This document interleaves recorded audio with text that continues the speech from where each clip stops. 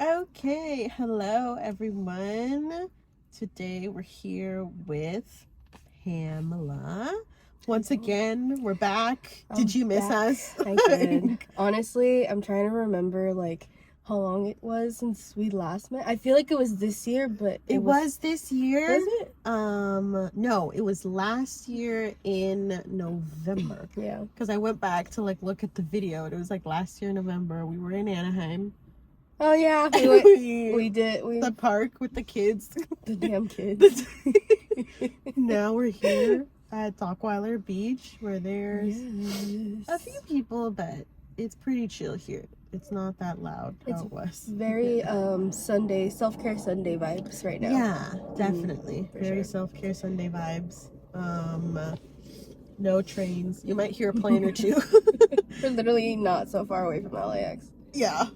So apologies in advance for that. But we're here, part 2 with Pam. This time is different. We all know Pamela. She's great. She's fun. Fun fact, Pamela was the first episode of Safe Space. Heck yeah. And now she's in episode 10. And so... Oh my god, already 10 episodes? Yeah.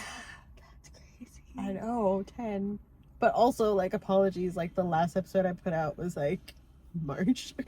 But just because, I was talking with Pamela off camera, a lot of things have changed in my life, so it was a huge transition, but we're back. Yes, she's back and she's ready. I know. So if you don't want to just listen to the audio, you can definitely see our beautiful faces here on Anchor and watch that, or Spotify video podcast too.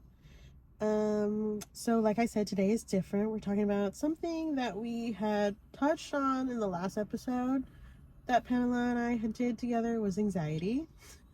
So we all have anxiety.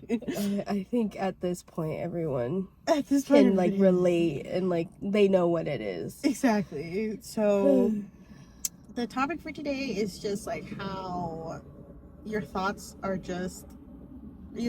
permanent, your thoughts are just thoughts.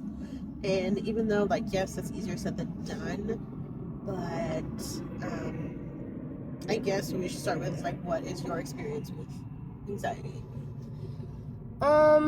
Okay, this might be a long explanation, but with me it was kind of different just because I never really knew what anxiety was until I experienced the loss of my grandpa 3 years ago, I think, or 2 years, and my first breakup.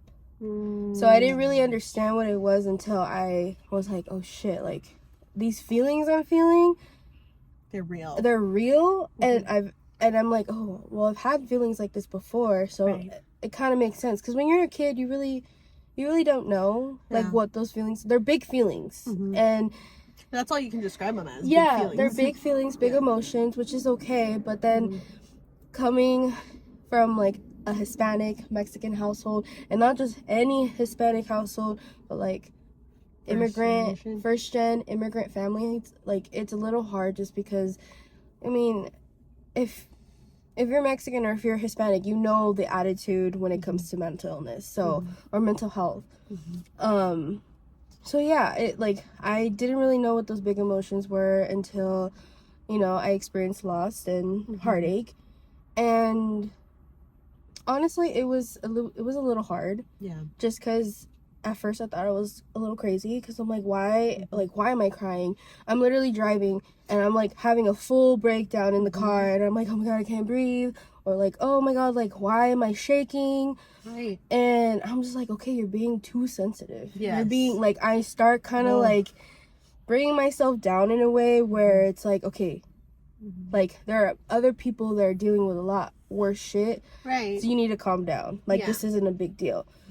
But I think also that's, sorry to interrupt you, but I think that's all you knew, though. Yeah, that's literally all I knew. I was going based off what I seen and what I've been told. And people schools don't talk about mental health. Our friends, we all kind of grew up with each other, so it's we're also kids growing up into adulthood, and we also don't know what mental health is until it wasn't until college too. Yeah. Like, I feel like towards the last 2 years, also, we went to high school or college together, so. Yeah. So it wasn't until, like, the last 2 years where I'm like, okay, it's okay to talk about your mental health, because a lot of people were kind of like, sorry, there's an airplane going by for audio users. I know, sorry.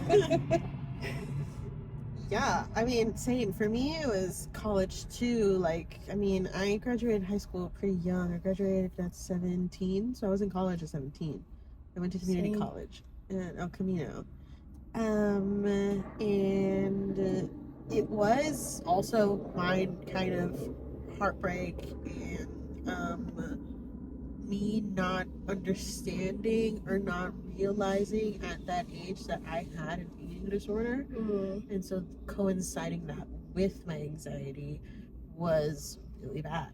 And so, because I mean, I mentioned this in my 3-part series, if you guys haven't seen it on my podcast, where when I was 17, I was sexually assaulted by a boyfriend of mine.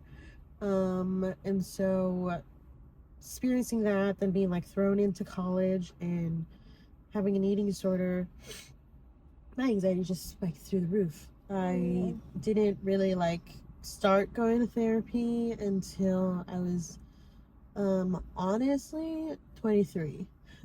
So that was like maybe 4 years ago. And I finished therapy like when I was 25, so I was only in therapy for 2 years.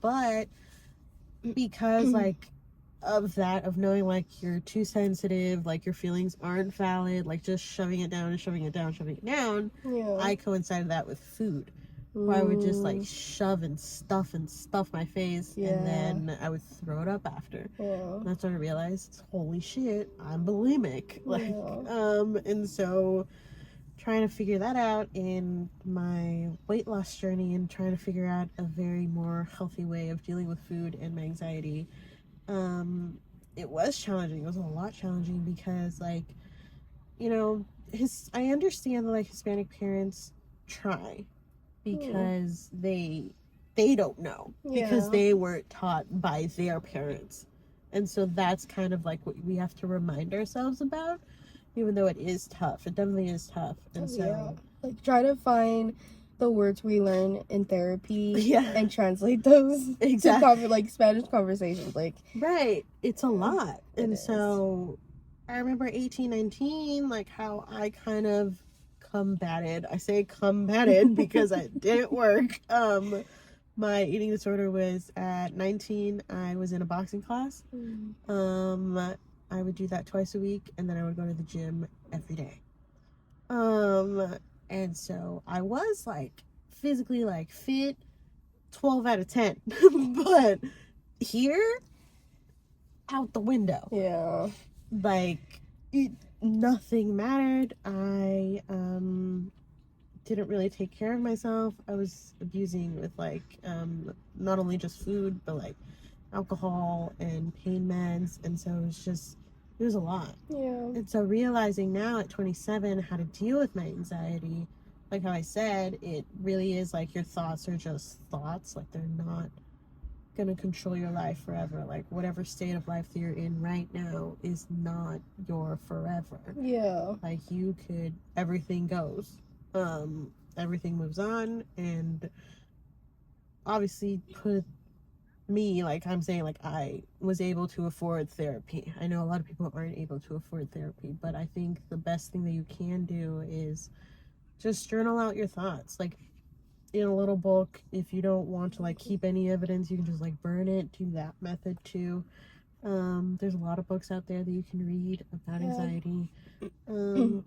You can also, if you're not like the writing type, or just like for me, I sometimes I do write it out, but then there's days where I'm like so filled with anxiety, or I'm filled with anger, or I'm filled with sadness, that I just can't write. So I just record myself. I either do a video or I do a voice memo, and I just let everything out. Because like, you know, sometimes, you know, you can lean on to your support system. You can talk to them and vent to them, but at the same time, you know, there are days where you kind of just don't want to, it's not worry, but it's like you just need something to just not talk back to you, and you just need to let it out.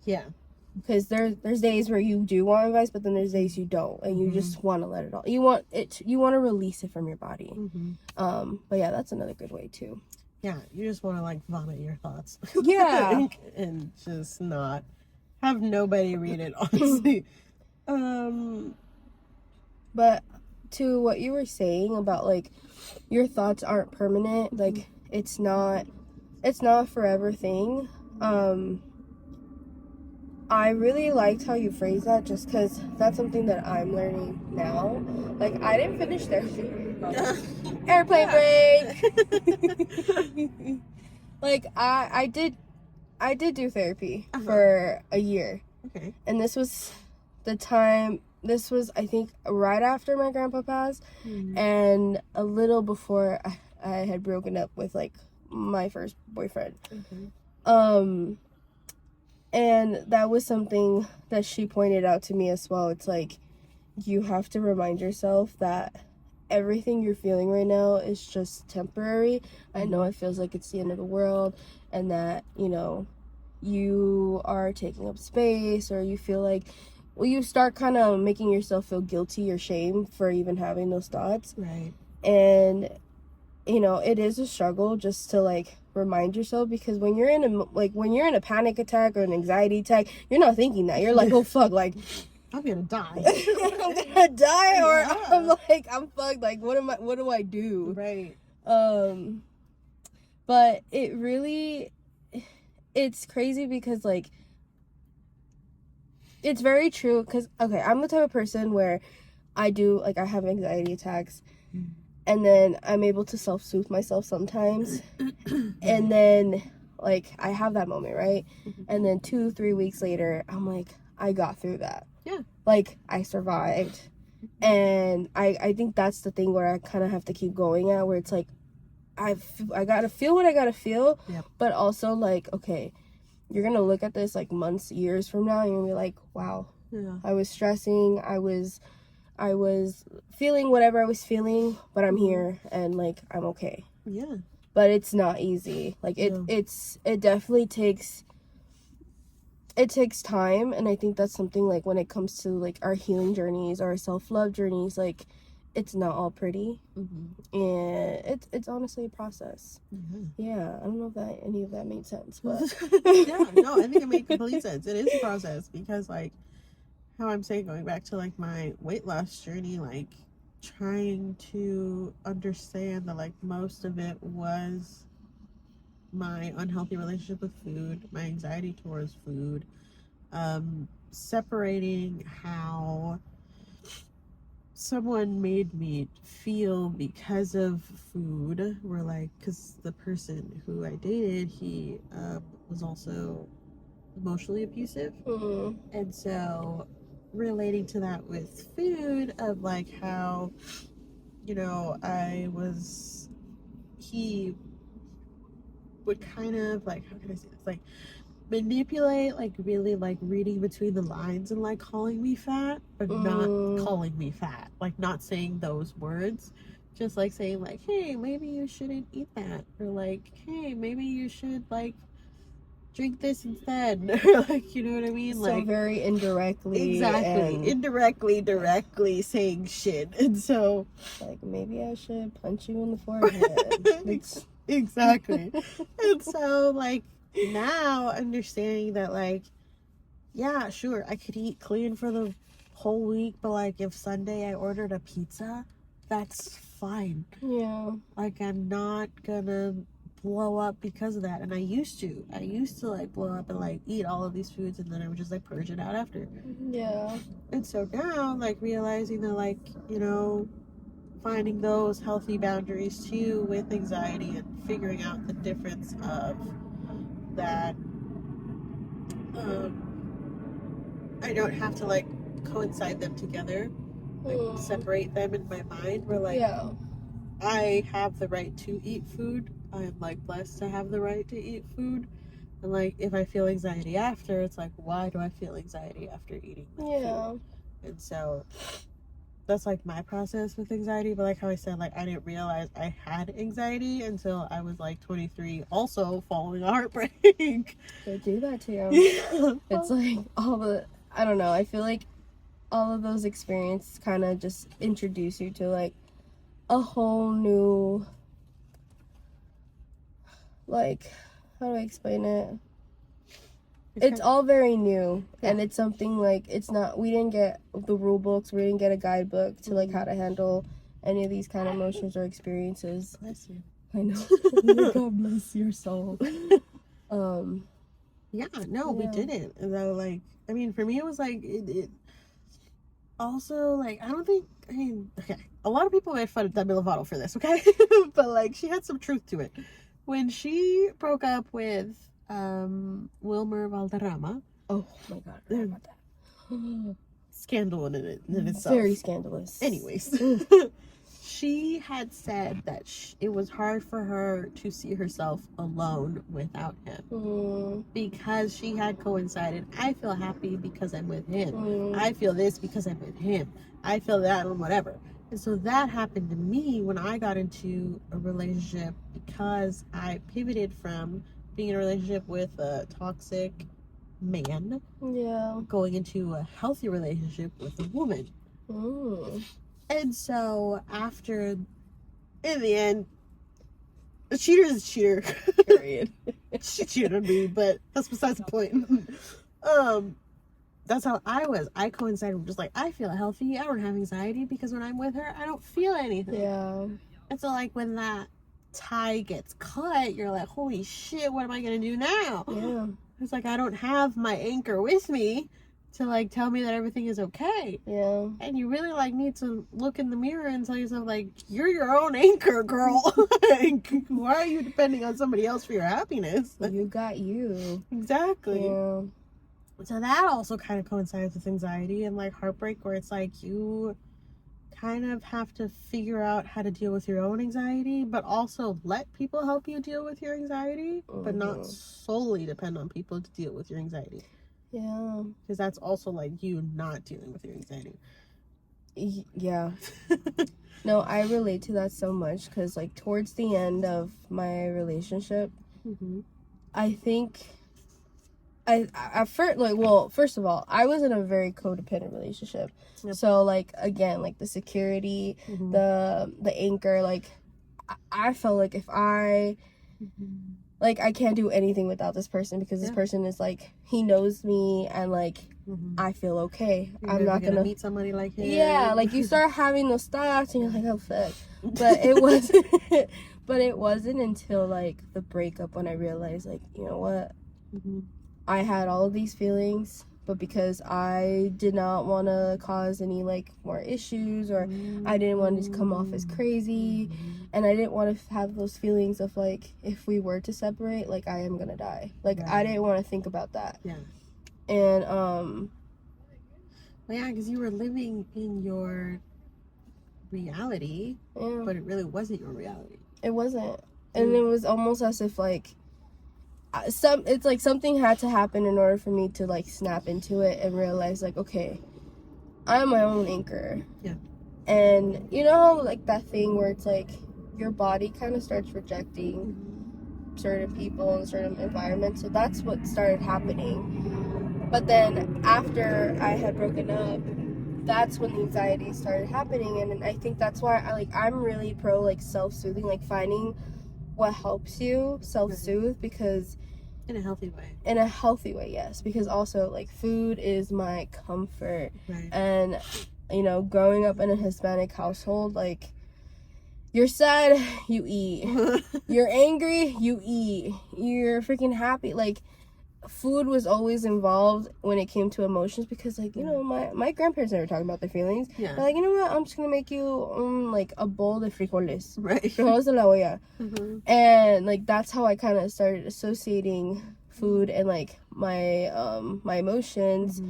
But going back to what I was saying, self-soothing, yes. Like I think once you find what works for you, it's gonna feel less terrible each time. And you're gonna start reminding yourself, like, you know what, it's not permanent. These thoughts aren't permanent. Like, we're gonna survive, and then tomorrow we can go and fucking go to Ulta and go splurge retail therapy. Yep, that also works too. Yeah, I've done that a few times. I've definitely got it. Oh, I'm still. it really is my therapy and my cardio. Yeah. But yeah, like I mean, anxiety is a tricky thing, but it's not like an impossible thing to deal with, and it's not a forever thing that you're gonna have to deal with. Yeah. Like, you just have to, what she was just saying, where it's like, find things that'll like soothe you. I mean, whether it's like how we are right now, like just driving to a beach, paying $9 for parking, and just sitting in your car looking at nothing. That's perfect. Cool. Writing in your journal, that's cool. Or if you like obviously don't have a working car to like take you to the beach or whatever, you could, you know, find a secure spot in your neighborhood, walking distance.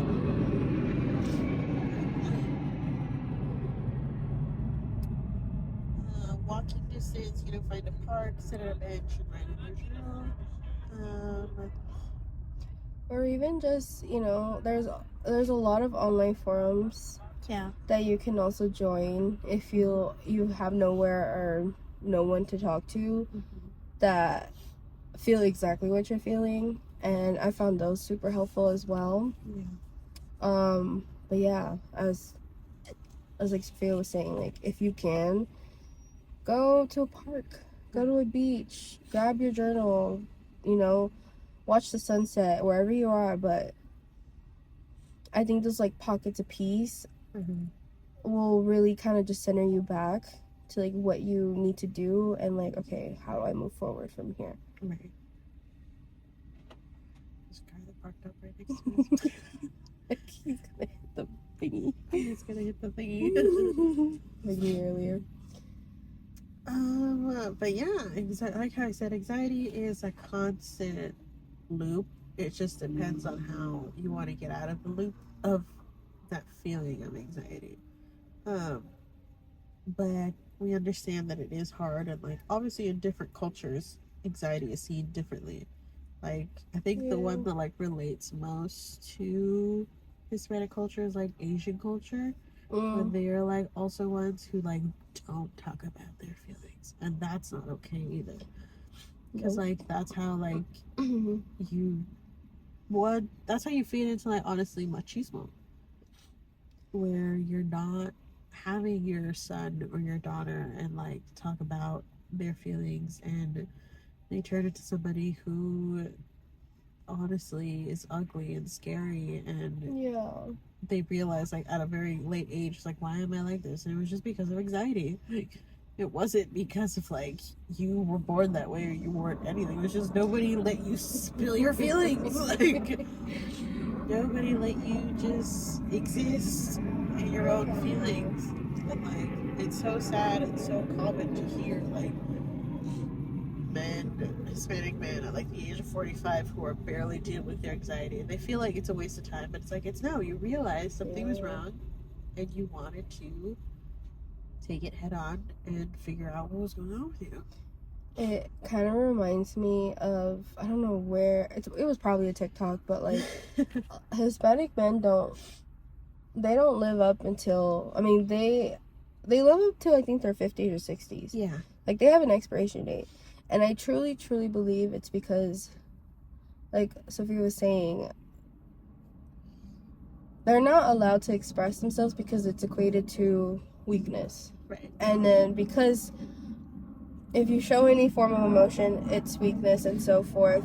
Mental health and mental illness is a weakness, and that is frowned upon in the Hispanic community, and I feel like a lot of POC and BIPOC communities as well. Yes.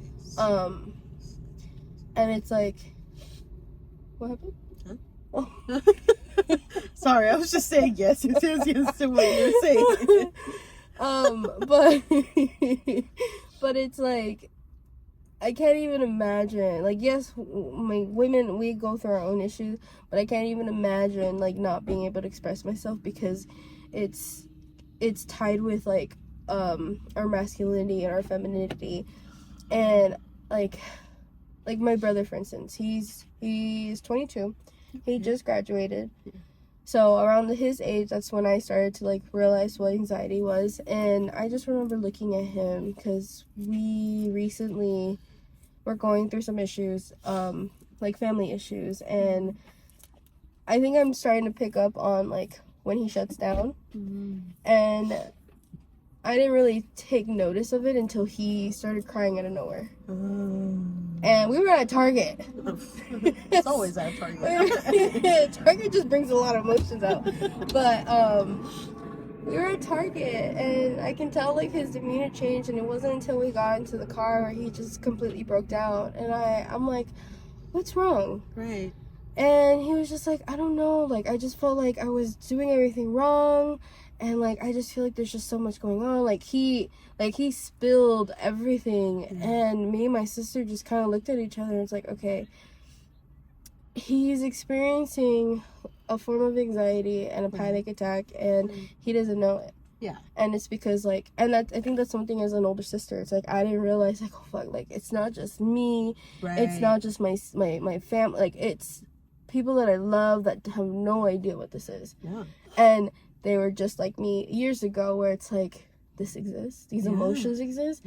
And so it kind of hurts me, because it's like, I bet there's other, not just men, but anyone where, you know, mental health is seen or it's frowned upon, that they go through that, and then they don't know what to put, like there's no word to put those feelings to. Right. And yeah, it just sucks that our culture just doesn't, they're not really open-minded. Yeah. I mean, I think honestly, I've had like this conversation too with like somebody else, where it's just like, I said that, where it's like, do you think like people are just like not open-minded, or it's like, I don't know. And then it was a guy too, and he was just like, I think he's like, it's just people are afraid to be the first person to tap into that side of their mind. Yeah. And he's like, and so they don't want to feel like the odd one out. And he's like, because I feel like everybody is like on the same page, but like people are like, who's gonna go first? Yeah. Like, he's like, so I don't think it has to do with like open-mindedness or anything. He's like, I just think it has to do with like nobody has really pulled the lever and said like, I'm gonna express my emotions today. Yeah. And so I think also too, because people in our parents' generation who are in the public eye have never talked about their mental health, they're not seeing it as normal. No. Or as normalized. Like literally, I think yesterday, I like that you brought that up, because yesterday I saw a video of like Gloria Trevi, and she was talking about mental health, and it was just so interesting to see the comments of how like, oh well, you know, you just ponte los pilas, like you can't just like sit in your room and this and that.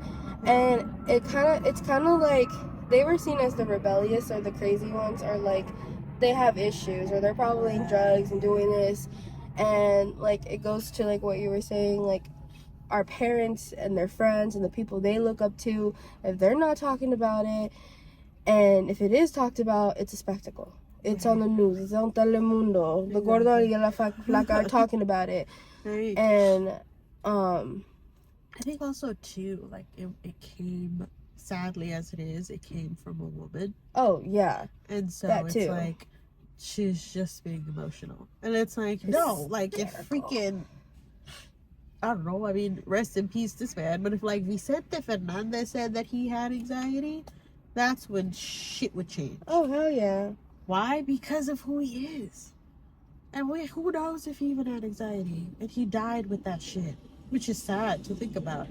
But just because like he was a first generation Hispanic man, he was like, you know, El Charro de Mexico. He was that guy. And it's like, fuck. And I'm sure he did go through, because a man that wrote lyrics like that and sang with so much emotion, and he had to have had some shit going on. He had to at least experience something, because that's hard to believe. Right. You know? And so it definitely has to do with that. And it's just like, I mean, am glad that like my mom is more open-minded to anxiety and depression, because I think it was going back to what I'm saying, where like somebody had to break the mold, and that was my older sister who had to break the mold. She was the first person who experienced anxiety when I didn't even know what it was at the time, and I didn't even know that we were experiencing the same thing. Why? Because like even though we were women, we weren't talking about our feelings. And so having her like explain to me what anxiety was and having us bond with it, and then she went to therapy first, and then obviously me years later I went to therapy for other things. It was easier for my mom to understand when I told her that like I'm gonna go into therapy, versus when my sister had that conversation with my mom.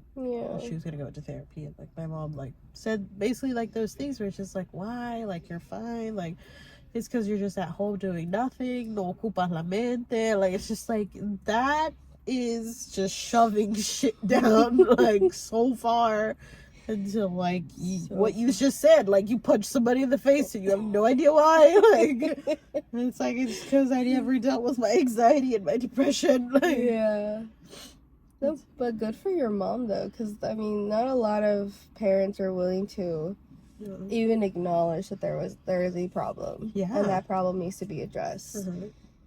Because because I wasn't the first to experience, like my sister, we're only a year apart. Okay. But this girl, like, I will never tell her in her face, but like I admire her because she went through it, and she was the one that broke the mold, and she was the one where it was, I mean, just imagine this. I lived with my grandparents. I lived with my mom. My mom's a single mother, and I have 3 siblings, and we lived with my tia and her kid, and then her, her baby daddy in the back. Like, it was a full house. But also super religious. And so with her, it was almost as if like, oh, well, she's fighting her demons, or, she just has to pray and it'll go away. Like, you have to put faith in God. And like, not to say like it doesn't work. Like, yeah, for some people prayer, that is their grounding, and that's like what soothes them. But to say that it doesn't exist by saying, oh no, like it's not, you just have to pray it away. That's it. Like, it's not something you can't just pray away. And so with her, just seeing that, and also like my sister's very unique, so so seeing what she went through and like the reaction that my family had towards her, it also kind of just like, okay, there are things I'm just not gonna open up about. And it wasn't until after it was like, I want to say like 2-3 years ago, it wasn't until me and my sister actually kind of like started talking about like our experiences, and like it was her that kind of told me, because I kid you not, like someone would be like, oh, you're experiencing, I'm like, no, like I'm not experiencing, like that's not anxiety, it's just I'm being dramatic. Whoa. I've never seen it, sorry. We just saw a guy like just on a wheel. God, the Transformers. Oh my god, there's 4 of them. Sorry, intermission. There's like 4 guys who are just on wheels. Like imagine like a tricycle. No, not even a tricycle. It looks like a tricycle. It looks like a tricycle, just an electric tricycle. Like 1 wheel, remote controlled. Scary. All I hear is Autobots roll out.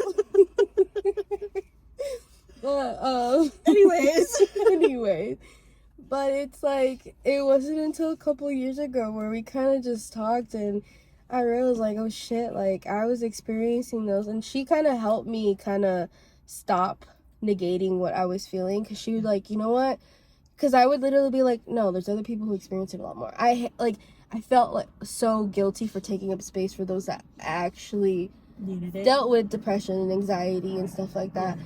And so she would tell me like, no, you're experiencing anxiety, and that's okay. Like, it doesn't, like, you're not taking space up. And the fact that you felt this way for so many years, like, obviously we could have talked a lot sooner, but it's like those conversations that are not being had with our own siblings, with our own family members, our friends, like, I feel like everyone kind of deals with it in their own way. Definitely. And it's what your sister was saying, where it's like, it's sad how like it has to come to a point where like you both are in a quote unquote low point of your life to actually like come together and say, this is what's going on with me, and like not feel free to do that prior to that low point in your life. Yeah. Because like that's like, it's kind of the same thing happened with like with my sister and I, where it's just like I really didn't like come out to my sister until I was 18, because mentally I knew I'm an adult. If she freaks out and my mom freaks out and I get kicked out, it's fine. Yeah. Because it's legal. And it's just like, shit, like why was I thinking that way? And it's like, it wasn't even that big of a deal. Like honestly, I had only told my sister, and I didn't tell my mom until like 2 years ago. Yeah. And that was like also like in a very emotional moment, and it was definitely tough for her the first few days of like fully accepting that I liked women and men, because she had like always known, that's what she's told me, but she's never like really like told me like when was like the pinnacle moment that she knew. Yeah. She says she doesn't remember, but I'm just like, I feel like that's a pinnacle moment. Like, okay, like what was it? Like, was it that one t-shirt? Like, I don't know. Like, I want to know.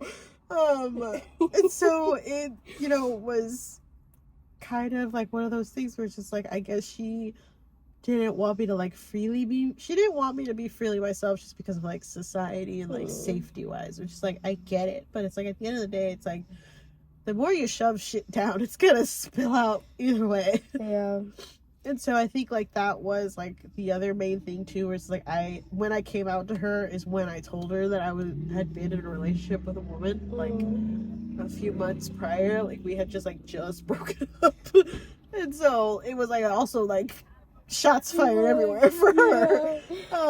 But that was also something that she was like kind of like upset about, because we had like, you know, growing up had a very close set on relationship. But I told her too, and I was like, I understand that, I understand where you're coming from, but it's like going back to what you were saying with religion, it kind of hard for me to tell you, hey mom, I like girls, when like 99% of the time you would always say like, gracias a Dios, mis hijas le gustan los hombres. And it's like, how am I just gonna like freely tell you I like women when you say that all the time? Like, you know what I mean? Like, I don't know how the math wasn't mathing, but that prayer was, that's something. it is a lot. It's a lot for someone to hear, and it's just like, yeah, I do like men, but it's just like also like right now, like we being real right now. I've been single for the past 4 years, okay? Just because of that said relationship where I was like with a woman, and it was because like that was like such a pinnacle moment of my life, dealing with my anxiety and dealing with all that stuff, was because like I think at the time that mental stimulation is what I needed from somebody. And so like just like doing what we're doing right now, like just like meeting up with her and sitting in a car and talking about her feelings, or meeting up with her and like, you know, random places and just talking to somebody and having somebody listen to me, and calling that like a relationship for a year, like that was something that I needed at the time. So it's like, I don't hate the girl, no, because she did something for me that I needed at the time. How it ended, crazy things with life. But you know, shit happens. I was like, I wish you well, girl. Right, I wish you well, whatever, like, you know, sure. We'll talk about that after. We got opinions on that. But anyways, yeah, I just think like that also fell into my anxiety of like, it still kind of does like coincide with like me being fully comfortable with my sexuality. Like, I'll see if I put this in or not, but I went on a date with a guy. We went on one date. And it was great. It was cool. It was whatever. And then after that, like, we kind of went into loss of communication because of that, of mental health. He had a mental health episode thing, and so me checking in on him and saying like, hey, how you're doing or whatever, like I think it kind of shut him off. And so like we really haven't like talked in a long time, and so I'm just like kind of like I've fully given space, honestly, at this point. He's like, damn, she saw emotion. Retreat. Exactly. Retreat. Exactly. So that kind of coincides with anxiety in men. Yeah. But anyways, and so on my end, where it's just like, I still have trouble being in such close proximity with a man. That gives me anxiety still. And I didn't know that until on that date with him, where it's just like, because I had met like this other guy and we like had hung out once or twice. He would like hugged or whatever. But like being in close proximity in this stage of like my life, I'm just like, I don't want to shut that part of myself off. Yeah. Because I don't think that's fair to me. Yeah. So I want to like build that back again, where like I'm able to be comfortable around guys. And like I was talking about that with my friend Esperanza, where she was just like, you know, it's like if you don't work through that, she's like, you're always gonna contradict yourself. You're always gonna think like, yeah, I'm comfortable around guys. She's like, and then like cuando llega la hora, she's like, you're like, whoa. She left. Exactly. Left the building. Goodbye. You know what I mean? Like, so it's just like you have to kind of go head on with it and like figure it out. And so like I am like on a dating app. Like, is it cool? Yeah. I just feel like we're in, which is like so funny because like I used to think like it didn't like exist or whatever. People would say like, oh, dating is hard. Girl, dating is hard. Okay. Dating is hard. Whoever said it was easy, I just want to talk to you. Right. Like, where are you at? What dating app you on? I'm like, exactly. Like, how much are you paying to meet these people? And so, like, dating is challenging. Oh, and yeah. Like, I heard, I don't know if you listened to Jenica Rivera's podcast. Yes, I fucking Over love her. Comfort. For the recent episode where she had Josh Leva. Oh my god, I was on my queue. Oh, but the minute I saw him, I'm like, oh, this is gonna be a good episode. It's so good. It's so good. I'll just say like a little piece of it so I don't spoil it for you. But there was like a little piece of it where she was just saying where like she doesn't know if she's just too picky with dating. Because like she kind of like will start talking to somebody and stuff, and then she'll like slowly realize like, I don't think this is it. And she's like, and then, you know, honestly now, she's like, I'm more mature enough to, like, go with that person and say, like, hey, you know what? I think we're on different playing fields of our lives. Yeah. Separate. She's like, obviously, me a few years ago, she's like, didn't do that. I would just ghost people and bye. Like, but it's, like, also kind of with that coinciding with, like, anxiety and dating, where it's just, like, it is kind of anxious to, like, send that message to somebody because you don't know if they're, like, emotionally mature to receive that or, like, if they're gonna flip it on you. And it's like, that anxiety with dating, there's a whole other beast. It's, I have a lot to say about that. Just because, like, I have been single for, it's going to be 2 years. Okay. All right. 2 years. My best friend, she tells me at least once a week, why aren't you out there? Like, why aren't you, like, what, like, are you still, like, hung up? I'm like, no. I'm not hung up on anybody. It's just... It's hard for a pimp out here. It's hard. It's hard. It's hard on these streets. But like for me, it's a little bit of the fear, but also the anxiety that comes with talking to men. I've always had. I don't know where it came from. Maybe that's something I gotta go back to therapy for. But gotta tap in. I gotta tap in. But like I have always. That's a lie. It wasn't until middle school. Because elementary, I was free spirited. But it wasn't until that realization, like, fuck, like, I get so nervous talking to any format, either if I'm attractive or not, like, at my job, to just, like, speak to them. I'm like, fuck, like, what do I say? Yeah. Like, what if I just say the most random ass shit, or, like, am I not, like, talking boyish enough? Like, I don't know. But when it comes... I always think, sorry. No, you're good. I always feel like when I'm, like, anxious and I feel somebody who's, like, attractive, I feel like I talk like, or I sound like SpongeBob, the Manoi Manoi. Like, that's how I feel like I sound like, and it don't make any sense. It's just like Manoi Manoi. No, for real. Or I'll Like be that's how stuttering. it be. Like, I'd be talking so much, I'll be blabbering, or I'll be like stuttering so hard, Right. and I'm like, fuck, I said this perfectly in my head. But like, I think the anxiety part comes with just the fact that I am the heaviest I've ever been in my life, and so like that tapping into like the insecurities and like that, obviously it triggers the anxiety, but Sorry. what happened? Oh. Anyways, continue. Just sit that there. I was like putting the mic on. Oh, because we're using that. Right. What was I saying? Oh, but yeah, dating anxiety as like a plus size girl, it's a lot harder just because like I need to watch the episode with Jenica and Josh, but Yeah. like same thing. I think like once I start talking to someone, it's like I don't know if it's the pressure, but then if they don't say the right things, I'm ghosting. I don't care. Like I'm not giving you the day or the time. Right. And I think like that's what, sorry to interrupt you, No, but you're I good. think that's what a lot of people kind of struggle with, where it's just like sometimes, girl, get your shit She together. was like, I want my moment. Okay. Sometimes I think that's something that like us as humans. Girl, speaking of fucking anxiety. I got nervous. Intermission. Anyways, We're back. Intermission from something. But as you were saying, No, you were saying something.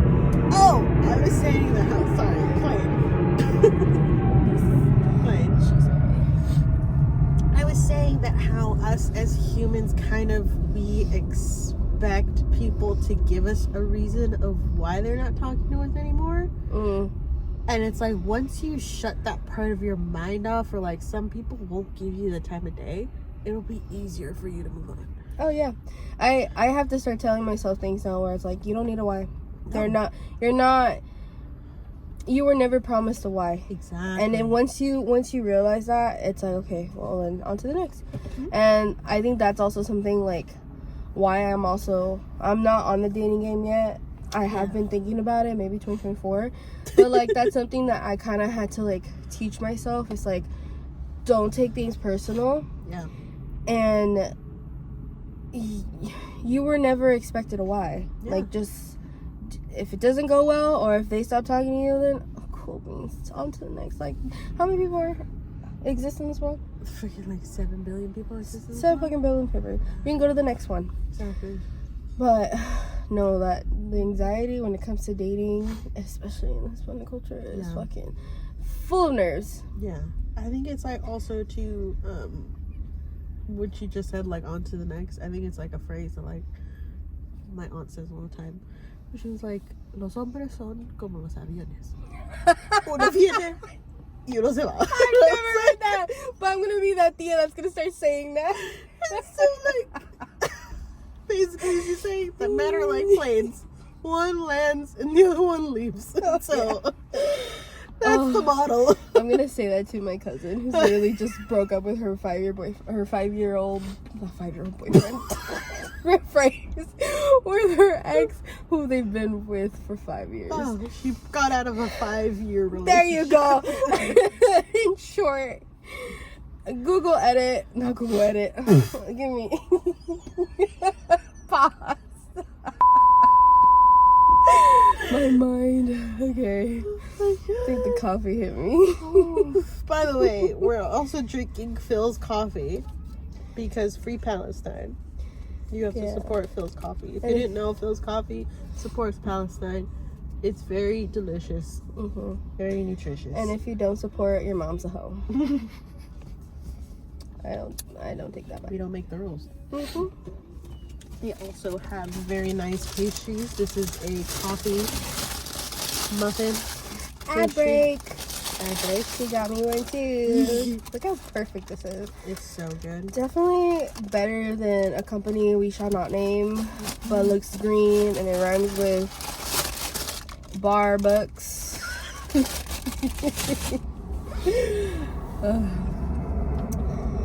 Yeah. Anyways, I can relate to that too, what you were saying.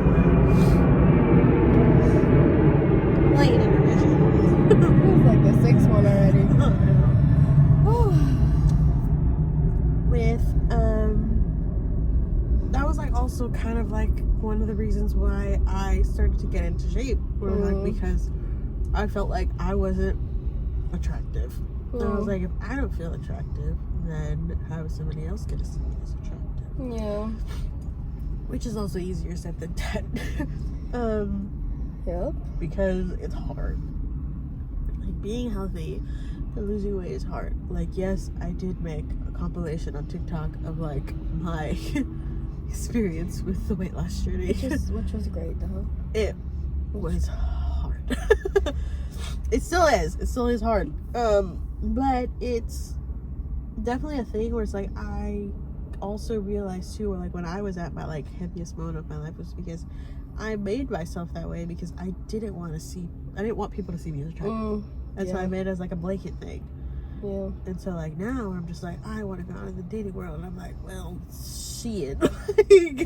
I need to fix myself. No, I feel that. That's literally me right now, where it's like I've been eating clean for like at least I think 2 months consistently. And you know, I joined a gym and I'm doing Pilates. So nice. But I think it's also a lot of like it's mostly mental. Yes. Like I think once you're in that mental capacity to be like, okay, you know what, I'm not doing this for any outside validation or approval. I'm not doing this because someone told me. Like, I truly believe that you put out what you're feeling, or the energy you put out, you're gonna receive it. Right. And if I'm constantly feeling anxious, or I'm feeling, you know, I'm putting myself down, or I'm in these negative thoughts, like I'm putting that out there, and most likely I'm gonna receive that same like emotion back. Yep. So it's honestly a lot of just mental strength that you gotta it's mental what is it called, like mental fitness. Yes. It's mental fitness, it's physical fitness, it's emotional fitness. Like once you start tapping into all of those like little categories, I think that's when it becomes a little bit easier, and it comes easier every single day, where it's like any little inconvenience isn't gonna feel like it's the end of the world. And I'm 25, and it took me up until 25 to not have it perfected, but to learn like, okay, we gotta do something about this, and we are. Right. And the baby steps, literally baby steps. Baby steps, and then also feel proud about your baby steps. I mean, because honestly, like everything with losing weight in the beginning, it's fucking smooth as butter.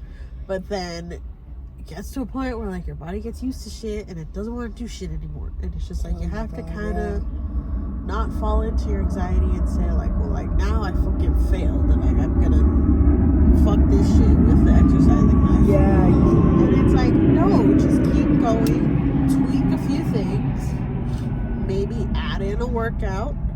You just gotta reshock your body sometimes. Yeah, like maybe if you were like too focused on walking, then maybe just start running.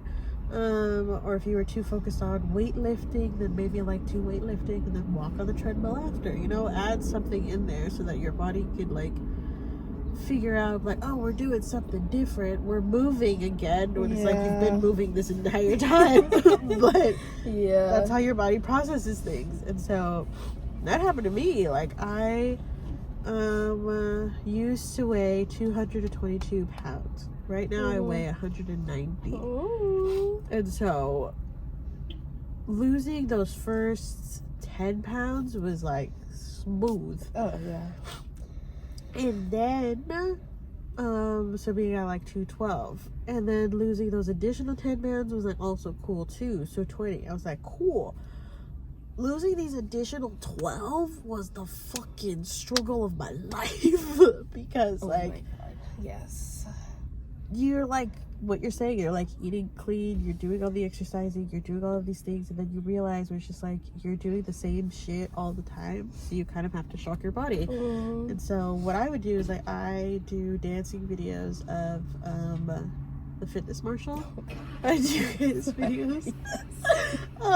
And so I would like consistently do them, and then I realized just doing the 30-minute videos wasn't enough anymore, so I went to the 60-minute ones. And so speeding that up too, like just like changing your workout from like 30 to 40 if you don't want to like do the big jump like I did to 60.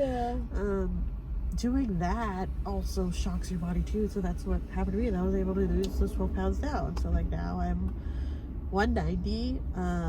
Hey, I know. It's a lot. It's definitely also not feeling anxiety on that your body is changing and that your body won't look like how it's programmed on TV, where like they're weight loss and they're like super fit and everything's like very like lisito and everything's like very whatever. Like real talk, shit's gonna hang. Okay. Gravity will do its shit. Gravity don't give a fuck. Gravity don't give a fuck. Gravity will take over. Like, I'm 27, 2 years older than you. Which is crazy. And, I know, gravity will take over. Like, fajas are your best friend. Like, really though. Them booty lives. Booty lives. Your booby lives. Because your boobies will gravity. Okay? And so... Oh my god. That's like your best friend, and that's fine because that's what they're made for. Like, you shouldn't feel like shit. You shouldn't feel anxiety that like people are gonna notice I'm wearing a faja in public. And it's just like, wear your faja in public, girl. Like, you're doing it for what you were saying. You're doing it for you. Let that anxiety go. Like, I'm wearing a faja that has like shorts on right now, and I'm wearing jeans. Like, oh girl, you sucked and snatched it. So it's like, why? Because like I'm doing it for me. I want like my body to look a certain way. And also, obviously, if you opt out to like, you know, just losing all the weight and then get surgery afterwards, don't feel bad that you did that. You still put in the work. You didn't cheat the system. You still did your shit. Like, that's another whole conversation. That's a controversial conversation. That is a controversial conversation too. And a lot of people feel anxiety on talking about that, but it's like, that's what surgeons are there for. That's what plastic surgery is for. Like, whether if you did lose weight, whether if you do want to get a boob job, or if you don't want to get a boob job, like, whatever the fuck you want to do, do you. Do you. Do you. Don't feel anxious about what people are saying about you. Like how I said, your thoughts are just thoughts. Your thoughts are permanent. Anxiety is something that will not live within you forever. You'll just learn to live with it. And also, like, on that, like, if you also feel anxious about, if the anxiety is stemmed because you worry about people's approvals or people, what they're going to say to you, also remember, I feel like 80 to 90% of the time, anyone that is willing to voice, like, their opinion, it's pure projections. Right. It's what they're feeling. Yep. And, remember, like, whatever they say, they don't pay your bills. Nope. They don't help you do shit. Like, there's no control over you. Yep. So their words shouldn't have any control over you either. And their words, I know words hurt, but deep down, like, they're going through their own shit, and that's something that we all gotta keep in mind as well. It's like, right, don't take it personal. Don't take it personal. Don't take anything personal. Like, I think also something else, like, to just add into like this anxiety too, where it's just like, I am 27. I get anxious all the time that I still live at home. But I have to like remind myself, I am 27. I don't know shit. I am 27. And like, I know that I am gonna move out eventually? Yeah. Because I want to do that. I think I've like flipped the switch where it's like, I want to do that for me, because I was gonna do that. I was gonna do that a year ago. I was gonna move out with ex-friend of mine. And it was all planned out. Her and I were gonna move out. Cool. But then, like, you know, God has a fucking great plan for you. He has a great sense of humor. He does have a great sense of humor where it's just like there were too many barriers of like why this shit wasn't gonna work out. And I was just like, you know what? Get ready, God. I'm gonna do it. And he was like, okay. Maybe wrong. Right. And then I had the money, but I didn't have the money to continue on with the rent. And so I had like maybe the first 2 months down. But like after that, sabrá Dios what I was gonna do. Okay. And so that it, you know, that other incident too is just like, okay, you know what? No. And then I, you know, sent that text messages too, where I just sent text messages saying, hey, you know what? This shit's not working out. I've tried either outlet to figure out what I'm gonna do. Then I just sent it, and that was it. Yeah. And so she, you know, lives on her own. I'm proud of her where she's doing it. You know, she's still there. Props to her. And so that was like another anxiety too, where it's just like, because I had my shit packed. Like my shit was in boxes. Oh my god. And so like turning around and having to like go back into like my childhood home and like know that shit didn't happen anymore. Like the anxiety and the hole that I fell into was scary. Because I was just like, fuck, now what I'm gonna do? And then it's just like, now it's like I'm glad that I didn't do it, because if I did, I wouldn't have had that choice to leave my job that I was in for 5 years. I still would have just like been pulling through that trenches and like not have the blessing to not work for 7 months. Yeah. And like live at my home and stuff. And so like now that I'm getting a job and I'm gonna be earning more than what I did in my last job, and like also having benefits and also having these things, I am just, you know, just gonna budget my way through and see maybe if I can get a little apartment here. Yeah, for sure. In LA. I don't know if like in downtown LA, because downtown LA is a whole nother beast, but in LA in general. Downtown LA, you gotta be a certain type of strong to live in downtown LA. Yeah. But I feel that. I think I currently live with my best friend, her husband, and her new baby. But originally I had moved in, so I've been moved out for like 2-3 years now. Okay. And I feel like it's the opposite for me. I get anxiety where it's like, damn, am I really gonna pay like this much just for like a room when I can move back with like my grandma, right, and my family? But my sister recently just moved in there, so it's like, nah, it's impossible. Yeah. But I think for me it's more like my grandma's getting older. My siblings, it's not that they need me, but it's like I want to be there for them. right. And it's like I start kind of panicking. It's like, okay, am I doing enough? Like, like the older sister syndrome kicks in, or I'm like, fuck, like, do I move out? Do I stay here? And then I have thoughts about like moving to LA too, because like I work in El Segundo. Yeah. So there's a 2-hour drive. Where do you live now? I live in Ontario. I live in IE. I'm an IE girly. You still live there? Yeah.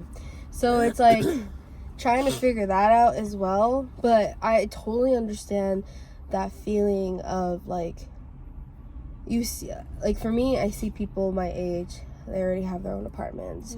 I see influencers that are my age. They got a fucking house. They have houses and fucking mansions, and I'm like, what the fuck am I doing wrong? Right. And then you're like, well, damn, like, I'm damn near 30, and I'm more near 30 than you are, girl. Like, the fuck? People age me, like, fast once they hear I'm already 25, which is crazy. And also, you don't even look 27, so that's crazier, too. You look like you're 23, 24.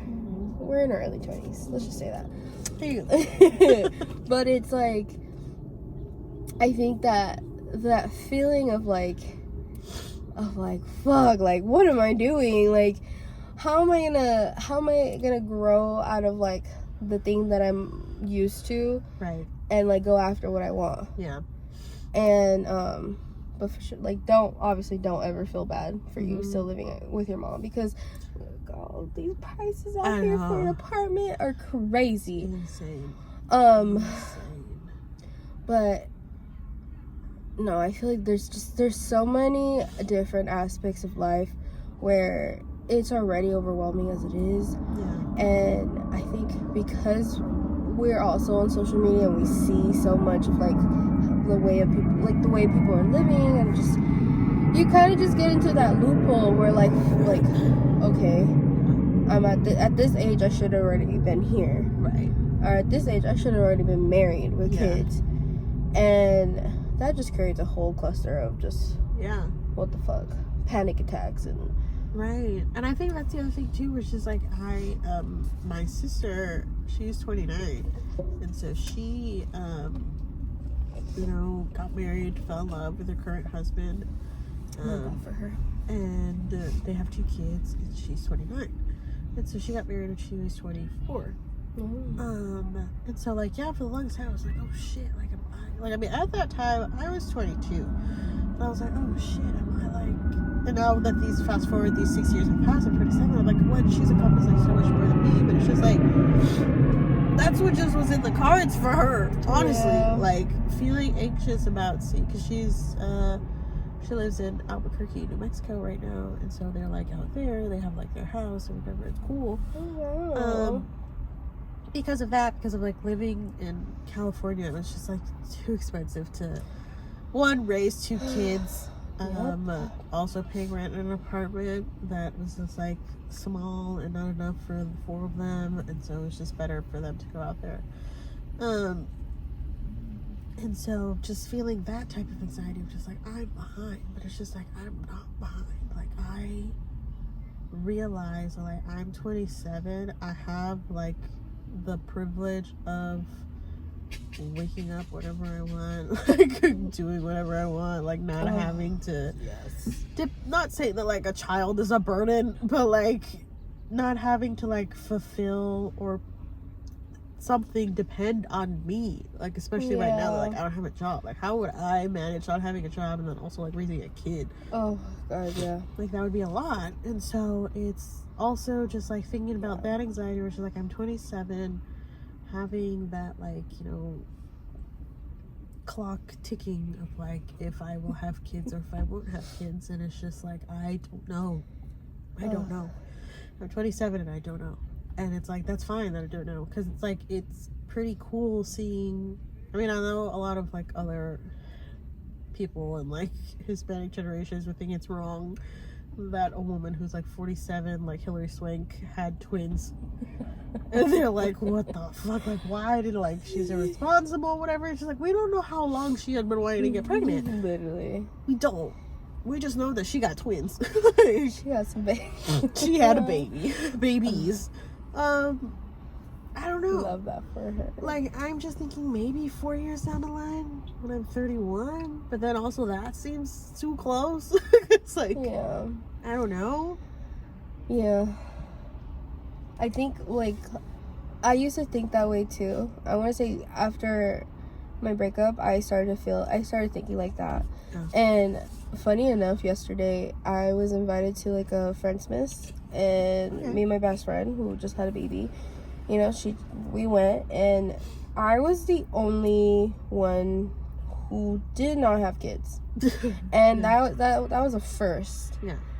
I've ever been in a space where it's, like, all moms. Yeah. And I started getting a little nervous and started getting a little uncomfortable, because it's like I can't relate to you, right? And like I can't really I can't chime into these conversations. But then it made me realize, like, you know what? Because they were also asking me questions. Like when you go to holiday parties and your one tia's like, ¿y el novio? ¿Y los hijos? ¿Qué pasa? And I'm like, bitch, give me like. You're 25. And my fault you had kids at like 12 or 13. Like, give me a second. I'm like 17. Right. But those questions started happening, and then I just remember I was literally like, oh fuck these questions. But then I kind of just like, I kind of hold myself, and I'm just like, you know what? if it happens, it happens. And I think that's something that I just started responding to things where it's like, I'm not gonna even give myself a timeline.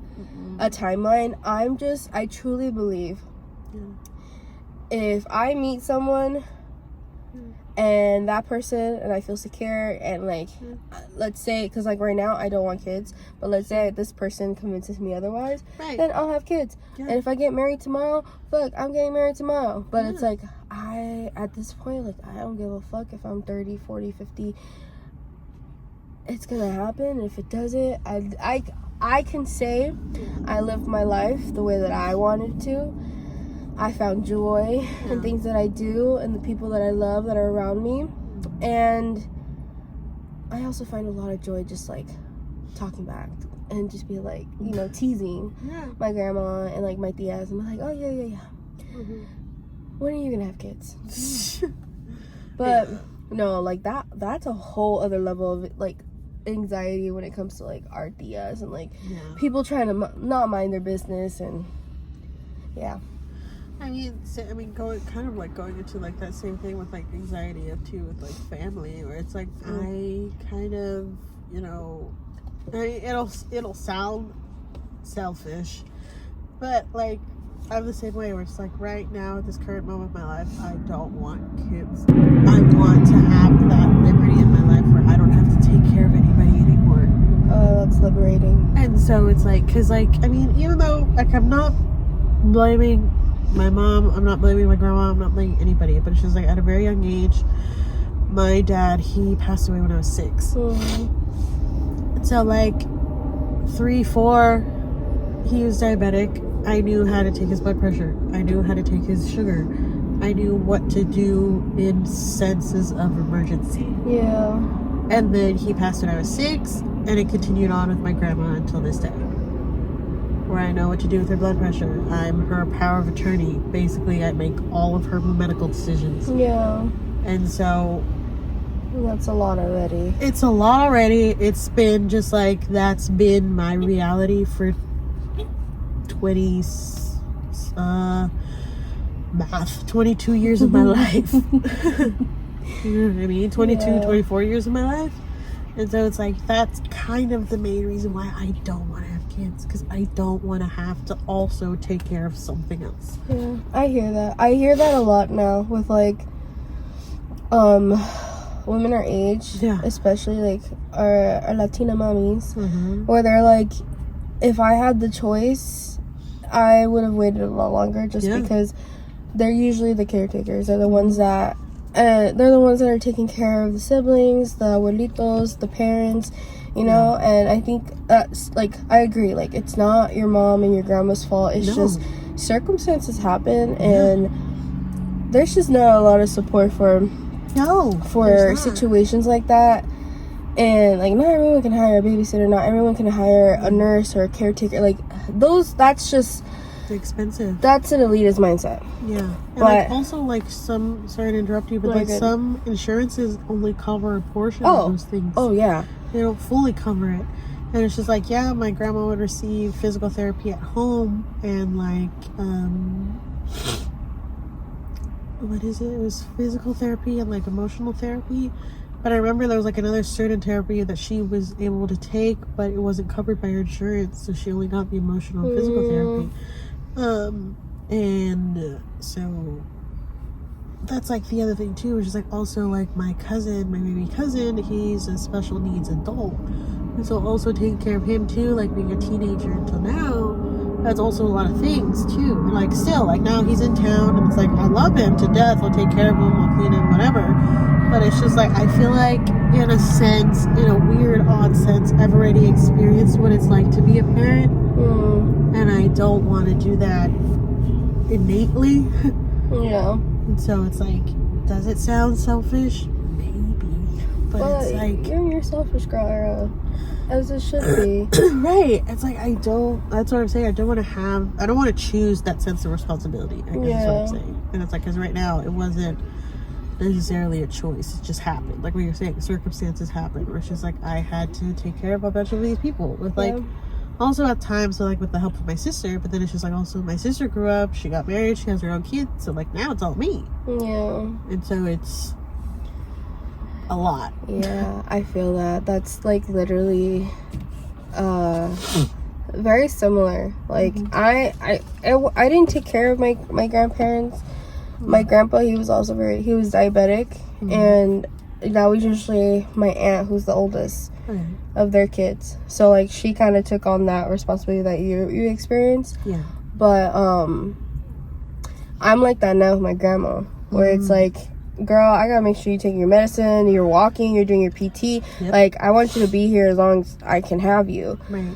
And it's almost like I wake up and I'm like, fuck, like, how, if I were to have a kid right now and I had a kid right now, and then I'm also worrying about my grandma, how would I do it? How am I gonna separate that, and then also trying to pay the bills, trying to pay for rent, trying to make sure my siblings are okay, trying to make sure my mom's good, taking care of my babies, my cats, which are my children.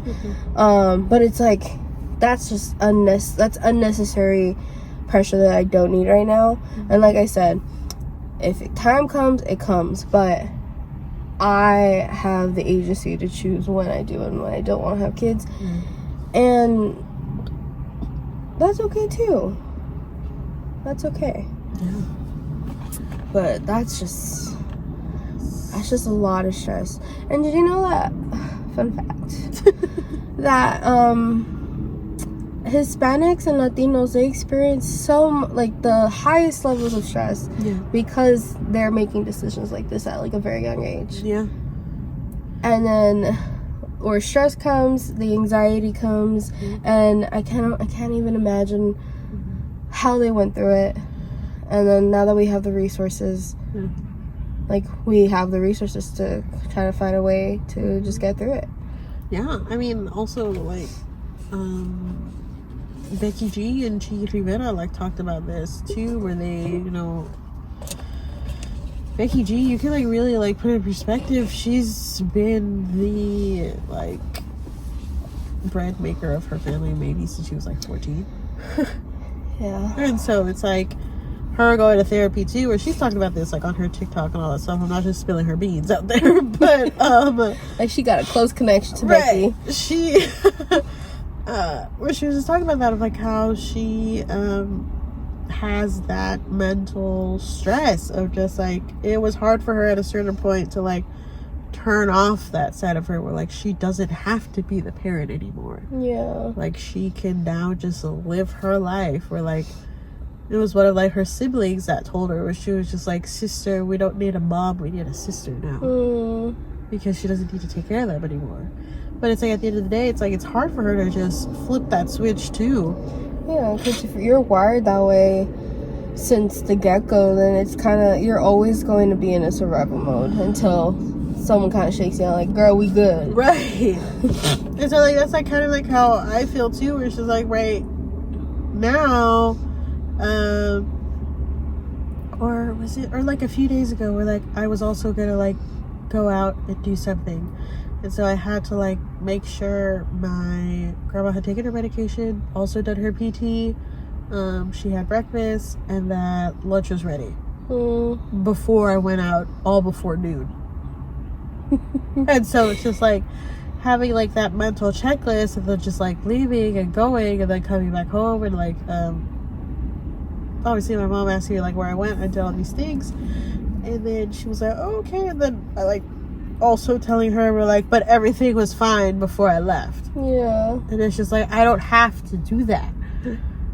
And so that's I guess that kind of anxiety too of speaking out, in the sense where it's that's kind of another reason why I don't want to have kids, because I don't want to do that all the time. Yeah.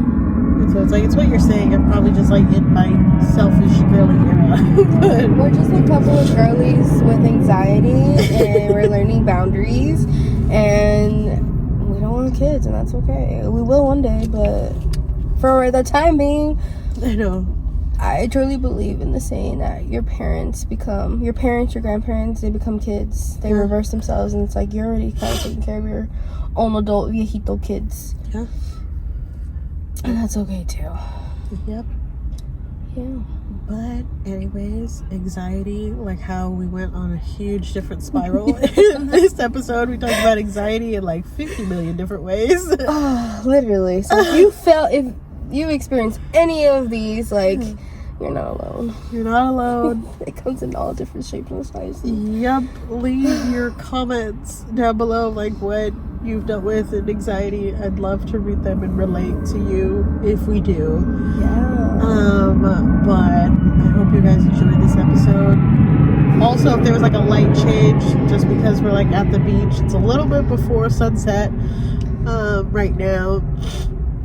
And so, yeah, like I said at the beginning, you can listen to this on Spotify, Apple Music, Google Play, or if you want to see all our beautiful faces, you can go to Spotify podcast videos. But basically, when you go into your Spotify app, you'll see the little video there. Also, thank you again, Pam, for coming on episode 10, full circle. Yeah, we'll see you guys in the next one. And goodbye for now. Subscribe. Yes. Bye.